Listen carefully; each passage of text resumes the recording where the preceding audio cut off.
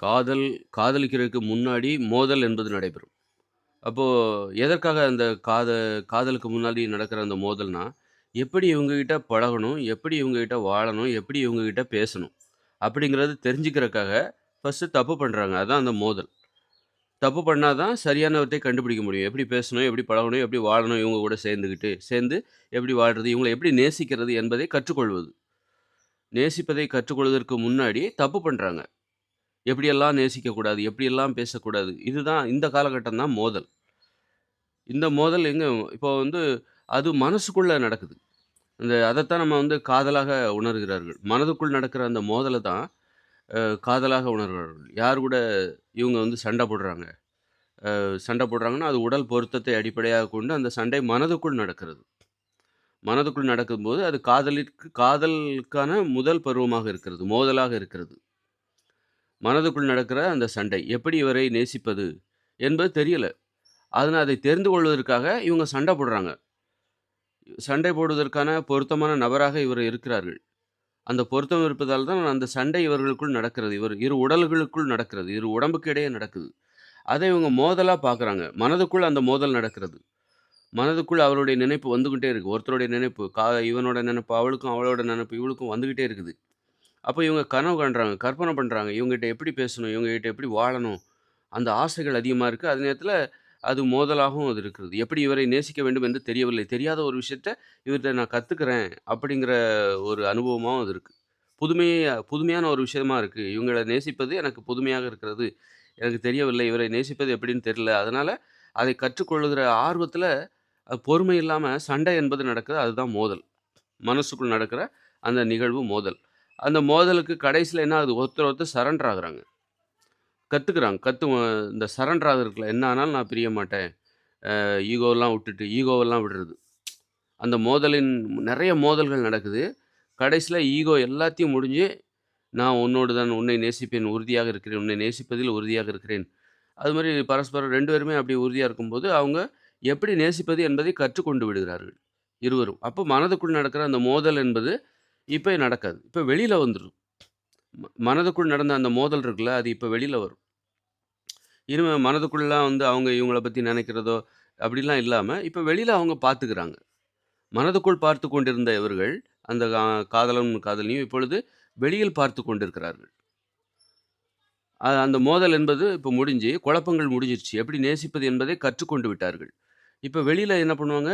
வெளியில அந்த உறவு என்பது நேசிப்பது எப்படி? அந்த அவர்கள் கற்றுக்கொண்ட அந்த அடிப்படை, நேசிப்பதற்கான அடிப்படையை அவர்கள் கற்றுக்கொண்டு விட்டார்கள். அந்த கற்றுக்கொண்டதற்கு தகுந்தாற்ப இனிமே வெளியில அவர்களுடைய உறவு தொடரும். உறவு அமைதியாக தொடரும். அந்த அமைதியின்மை, குழப்பம். எப்படி நேசிப்பது என்பது தெரியவில்லை என்கிற அந்த குழப்பம். அதுதான் ஃபர்ஸ்ட்டு இவங்க மனதுக்குள் நடக்கிற ஒரு நிகழ்வு. அதுதான் மோதல். அதுக்குள்ள அப்போ நேசிப்பதற்கான ஆர்வம், அவங்களால மறக்க முடியல. அவங்கள நேசிச்சே ஆவேன் அப்படிங்கிற பிடிவாதம், இதெல்லாம் ஒரு வித்தியாசமான உணர்ச்சிய தருதுல்ல. இதத்தான் அவங்க காதலா நெனச்சுக்கிட்டு இருக்காங்க. காதலாக உணர்கிறார்கள். மனதுக்குள் நடக்கிறது. அப்போ அவங்க தெரிஞ்சு போச்சு. ஓ! இவங்ககிட்ட எப்படி பேசணும்? பரஸ்பரம் ஒருத்தர் ஒருத்தர் எப்படி பேசணும்? அப்படிங்கும்போது இப்ப வெளியில வந்துட்டாங்க. மனசுக்குள்ள இப்ப அமைதி.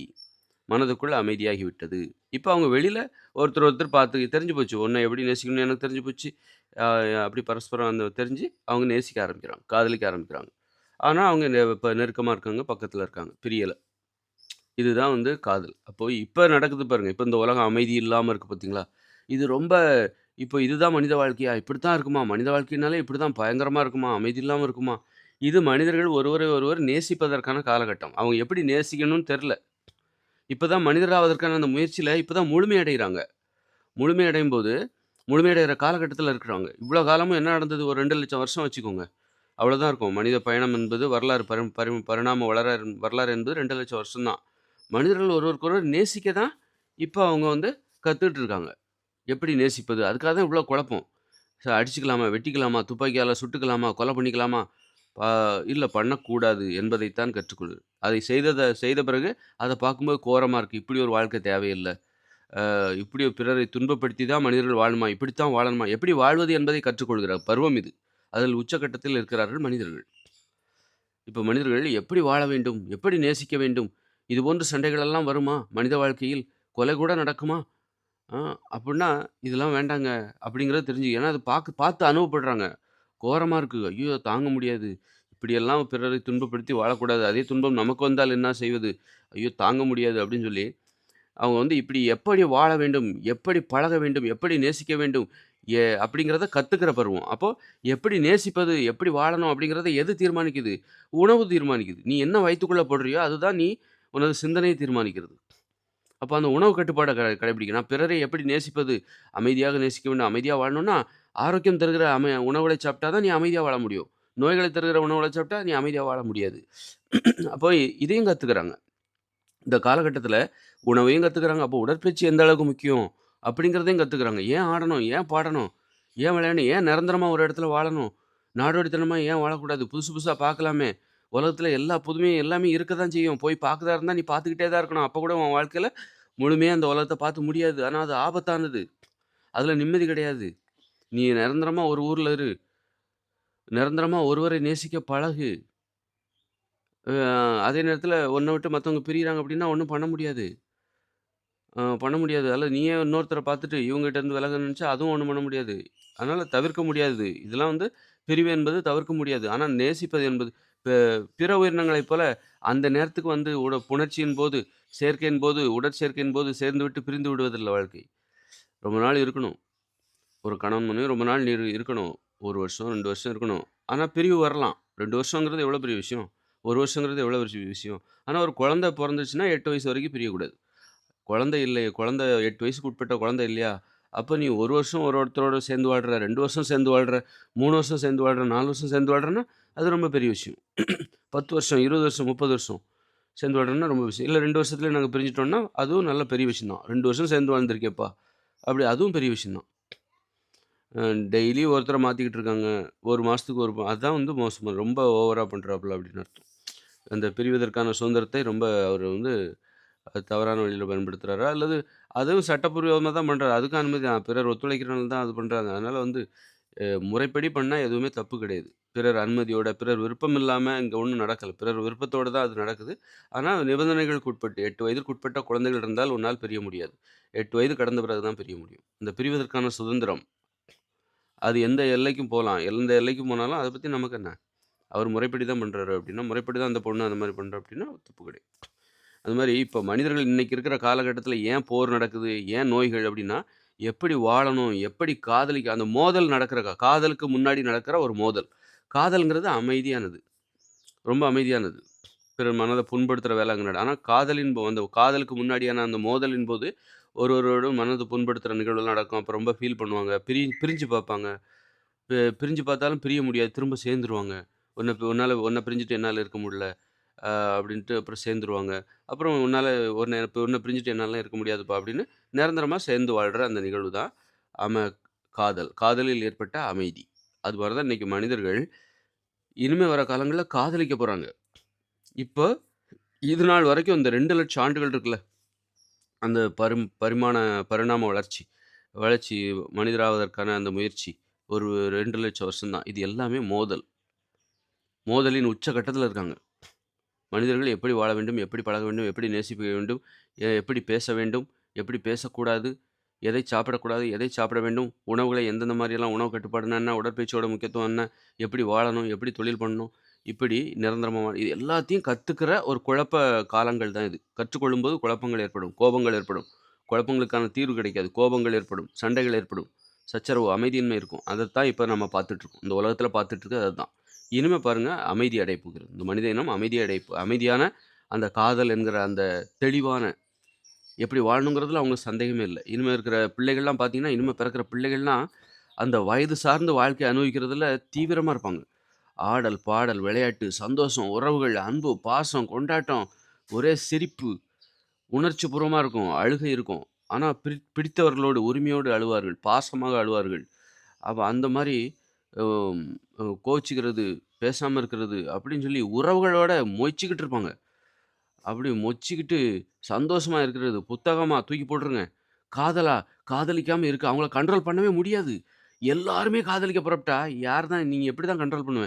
கண்ட்ரோல் பண்ற நீயும் காதலிக்க போயிட்டா, அப்ப யார் தான் கண்ட்ரோல் பண்ணுவான்? அதனால இங்க யாரும் காதலிக்க கூடாதுன்னு சொல்லவே மாட்டாங்க. ஏன்னா, அப்படி சொல்லக்கூடிய ஆட்களும் காதலிக்கிறதுல தான் ஆர்வமா இருப்பாங்க. அதனால இனிமே வரை வயசே கிடையாது. எல்லா வயசுலயும் காதல். பிறருக்கு உதவி பண்ணுவாங்க.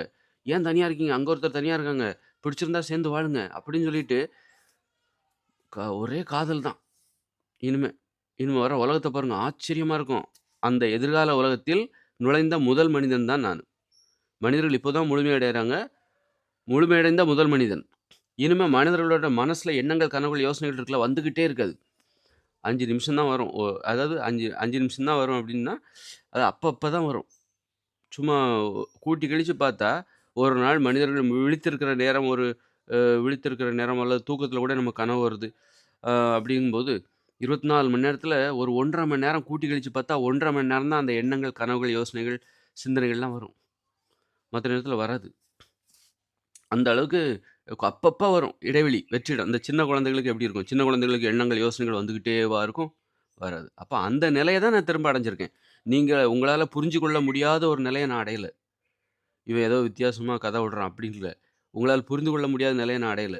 பொறக்கும்போது பொறக்கும்போது 1, 2, 3, 4 வயசுலாம் வரும்போது, நம்ம மனதுல எண்ணங்கள், கனவுகள், யோசனைகள் வந்துகிட்டே இருக்காது. இடைவிடாம வந்துகிட்டே இருக்கு. வெற்றிடம் நெறைய இருக்கும். நெறைய வெற்றிடம் இருக்கும். அதெல்லாம் நான் வந்து இப்ப புரிஞ்சு வச்சிருக்கேன் நான். அதெல்லாம் உங்களுக்கு தெரியல. இப்படி ஒரு நிகழ்வு வந்தா தான் நம்ம கடந்து வந்தோமாங்கிறதே உங்களுக்கு தெரியல. அந்த அளவுக்கு நீங்க உங்கள கவனிக்காம நான் என்ன கவனிச்சேன். இப்ப என்னல்லாம் 18, 19, 20 வயசுக்கு அப்புறம் தான் எனக்கு வந்து எண்ணங்கள்லாம் வந்துகிட்டே அமைதியின்மையால ரொம்ப பாதிக்கப்பட்டேன். கோபத்தால ரொம்ப பாதிக்கப்பட்டேன். குழப்பத்தால ரொம்ப ஒரு உச்சகட்ட பாதிப்பு. எனக்கு இப்படி ஒரு அமைதி வேண்டும். வெற்றிடம் வேண்டும். அந்த எண்ணங்களே எனக்கு தேவையில்ல. அப்படிங்கிற அளவுக்கு. மனம் என்பது ஒரு நோய். அந்த நோயே எனக்கு தேவையில்ல. முற்றிலும் குணமடைய வேண்டும் அப்படின்னு நெனச்சேன். அப்புறம் மனம் என்கிற நோய் தான் நமக்கு நல்லது செய்யுது. நம்ம மனிதரா மாறுனதுக்கு அதான் காரணம். மனிதராக நம்ம வாழணும் அப்படின்னாலும், அந்த மனம் என்கிற நோய் தான் காரணம். மனம் என்கிற நோய் இருக்கிற வரைக்கும் தான் மனிதரா இருப்போம். ஒண்ணா இருப்போம். திருமணம், குடும்பம், விவசாயம், பாதுகாப்பு, ஒற்றுமைன்னு சந்தோஷமா இருப்போம். நாம மனம் என்கிற நோய் குணமாயிட்டா, மனிதர் என்கிற நிலை இழந்து மீண்டும் விலங்கா மாறி, தனித்தனியா வாழ ஆரம்பிச்சுருவோம். உயிர்களுக்கான இயல்பு அது. குடும்பம், திருமணம் இதெல்லாம் நடக்காது அங்க. விவசாயம் பண்ணி வாழ மாட்டோம். இருக்கிற இடத்த தேடி, நம்ம போய் உணவ தேடி சாப்பிட ஆரம்பிப்போம். ஒற்றுமை இல்லாம போவோம். பிற உயிரினங்கள் நம்மள வேட்டையாடும். அப்ப வேடிக்கை பார்க்க ஆரம்பிச்சுருவாங்க. மனிதர்கள அப்ப மனிதர்களாக நாம இருக்க மாட்டோம். விலங்குகளாக மாறிவிடுவோம். ஏன்னா விலங்குகள் தான் மனிதரா மாறியிருக்கே தவிர, குரங்கு மனிதரா மாறல. குரங்கு முதல்ல விலங்கா இருந்தது. இப்ப அதே குரங்குகள் இப்பொழுது விலங்கு நிலையிலிருந்து மனிதராக மாறியிருக்கிறது. இப்பவும் நாம குரங்கு தான். அப்போ மனிதராக மாறுவதற்கான அந்த முயற்சியில் முழுமையடைந்தவன் தான் நானு. நான் யாருங்கிறத நீங்க உணர்ந்தீங்கன்னா, இந்த உலகத்துல இருக்கிற அத்தனை பேரும் என்ன பார்க்க வருவாங்க. நான் என்ன சொல்றேன், எதிர்காலத்துல ஒரு உலகம் வரப்போது. 2040ல இந்த உலகம் ஃபெயிலியர் ஆகப்போது. நான் சொல்றத உண்மைன்னு ஒத்துக்கிட்டீங்கன்னா, நீங்க வந்து இந்த சீக்கிரம் அந்த உலகத்துக்கு போணுங்க. அந்த உலகத்த நாம உருவாக்குறதுல ரொம்ப ஆர்வமா இருப்போம். அந்த எதிர்கால உலகம் 2040க்கு அப்புறம் வரப்போற உலகம். இது இப்ப முடிய போது. அதற்குள்ள இப்ப இருக்கிற டெக்னாலஜிய வச்சு, எதிர்காலத்தில நாம வந்து இயற்கையோட இணைஞ்சு எளிமையா வாழப்போறோம். அதற்கு அந்த உலகத்தை உருவாக்குவதில் ரொம்ப பரபரப்பா இருப்போம். ரொம்ப வேகமா இருப்போம். ரொம்ப சந்தோஷமாவும் இருப்போம். ஆனா, நீங்க அதெல்லாம் கவனிக்க மாட்டேன்றீங்க. நீங்கலாம் ஒரு உணவு போதையில இருக்கீங்க. அரிசி, கேழ்வரகு, கோதுமை, வெள்ளைச்சீனி, நாட்டு சர்க்கரை இது மாரி அடிமைப்படுத்துகிற உணவுகளை சாப்பிடுகிற ஆர்வத்தில் ஒரு உணவு போதையில அப்படியே மயங்கி போய் கிடக்குறீங்க. நான் சொல்றது உங்களுக்கு பொய்யாவும், நீங்க சொல்றது தான் உண்மையாவும் தெரியுது. உண்மையில நீங்க சொல்றது தான் நீங்க ஒரு கற்பனை உலகத்துல இருக்கீங்க. போதையில இருக்கீங்க. சுயநலம் இல்லாம இருக்கீங்க. நான் இன்னைக்கு பேசுறேன்னா, நான் சுயநனவோட பேசுறேன். ஏன்னா, நான் அந்த உணவுகளை தவிர்த்தால் தான் நான் பேச முடியும். உண்மைகள தெரிஞ்சுக்க முடியும். உண்மைகள பேசுகிற ஆர்வத்தை பெற முடியும்.